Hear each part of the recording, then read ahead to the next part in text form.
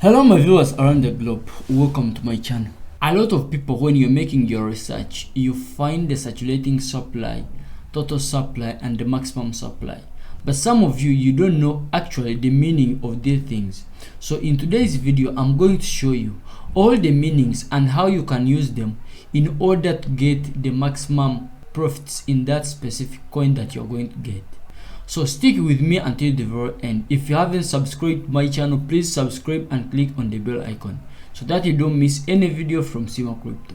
With that said, let's jump into the video. The circulating supply is the amount of coins that are circulated in the market and can be tradable by public. So as of current, there are 52 billions. Those are the coins that are supposed to be in circulation. When someone says in circulation, let me say like in my country, when they say that we have a lot of money in circulation, so in sometimes when there is a lot of inflation, they tend to reduce the amount of money in circulation. So what they do, it means the amount of money that can be used by public, which is in circulation or in public or in the country. So in the side of crypto, when we say in circulation, we mean the whole people who are using that specific coin, like XRP and other coins. So that is circulation in simple terms. So when I say circulating supply, those are coins that were made and can be tradable in the public. So the next part here, it is total supply. So here we mean the amount of coins that are already been created or made. And for us to get the amount of total supply, we get the on-chain supply minus the banned ones. So what is banning in cryptocurrency? So banning means the removing of coins from the total coins made permanently, removing them permanently. So when we want to get the total supply, automatically we remove now the banning ones that were removed permanently. Then we remind that the total supply that right now are there.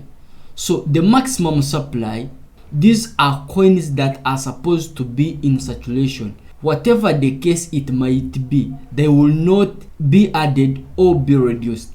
Some of the coins like BTC, they only made 21 millions. They will never allow any other coin to be added on the maximum supply. Some of the coins like Ethereum, they don't have the maximum supply because in most cases, whenever there is a need, they always add on. And some, as you can see down here, this is Ethereum actually. So when you go on its maximum supply, there is infinity. So they don't have the maximum supply. And other coins also, they don't have maximum supply. So that's what I mean when I say that. But for the case of XRP, they have their maximum supply. Once they reach on that amount of 100 billions, they will not add anything on their coins. So that is the maximum supply. Hope you have understood the whole difference between circulating, total supply and the maximum supply. So I sign out. Bye for today. Good luck.